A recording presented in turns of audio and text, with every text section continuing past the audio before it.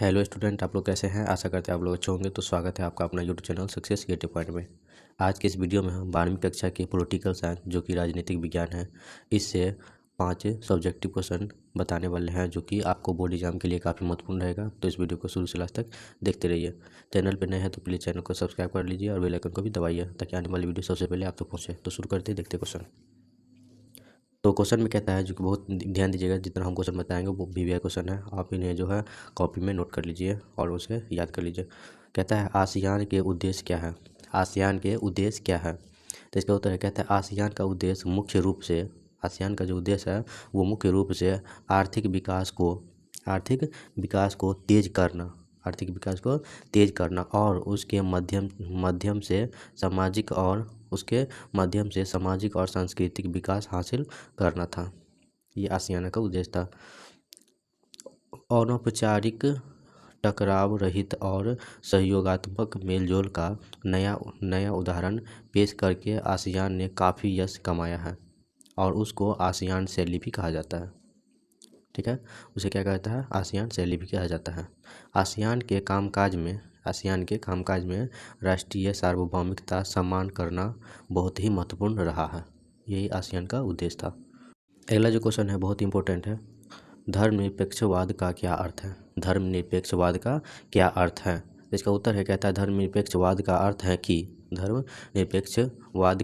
है कि राज्य राजनीति या किसी गैर धार्मिक मामले से धर्म को दूर रखे तथा सरकार धर्म के आधार पर किसी से भी कोई भेदभाव न करे।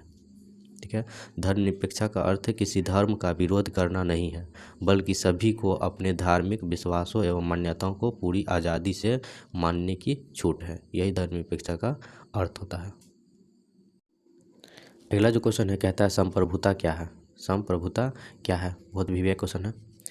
तो कहता है संप्रभुता में, इसका उत्तर है, कहता है संप्रभुता का अर्थ होता है एक देश के ऊपर शासन करने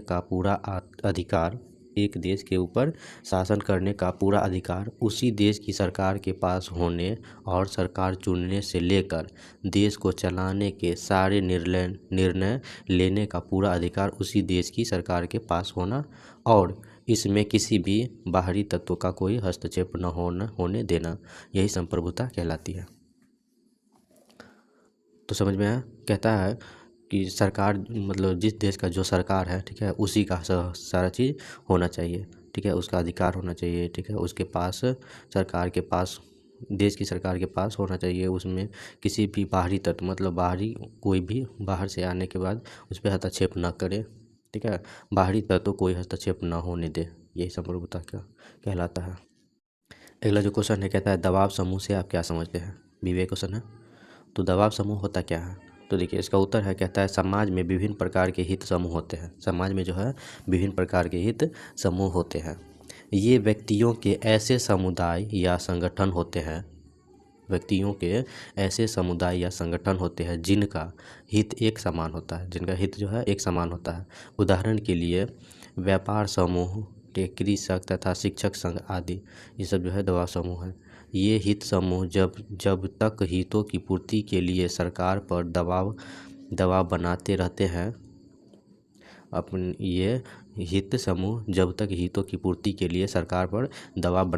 हैं, दबाव समूह स्वयंसेवी संस्था होती है। दबाव समूह जो है स्वयंसेवी संस्थाएं होती हैं जो समाज के किसी विशेष वर्ग या वर्गों को ध्यान में रखकर बनाई जाती है। यदि दबाव समूह जो है स्वयंसेवी संस्था होती है जो समाज के किसी विशेष वर्ग या वर्गों को ध्यान में रखकर बनाई जाती है। ये एक राजनीतिक दल से भी भिन्न होते हैं। अगला जो क्वेश्चन है बहुत ही इंपॉर्टेंट है, आपको सब्जेक्टिव में पूछता है, ऑब्जेक्टिव में पूछता है। ठीक है, तो इसको वो अच्छे से याद रखिएगा। कहता है विश्व व्यापार संगठन क्या है।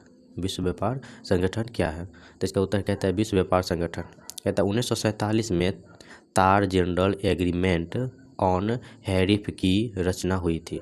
ध्यान दीजिए, 1947 में जो है तार जनरल एग्रीमेंट ऑन टैरिफ की रचना हुई थी जो अपना उद्देश्य पूरा नहीं कर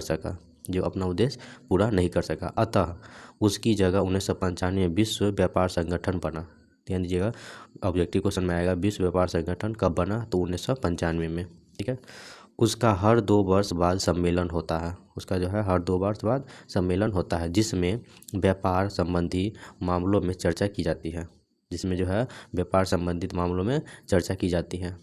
निर्णय बहुमत से लिए जाते हैं, निर्णय जो है बहुमत से लिए जाते हैं वोटिंग करके, जो सभी सदस्य राज्यों को बाध्यकारी हैं। उसका अपना न्यायाधिकरण है, जिसमें राज्यों के बीच व्यापार संबंधी विवादों का निपटारा होता है, जिसमें जो है राज्यों के बीच, मतलब बहुत से राज्य के बीच जो है व्यापार संबंधी विवादों का निपटारा होता है। यही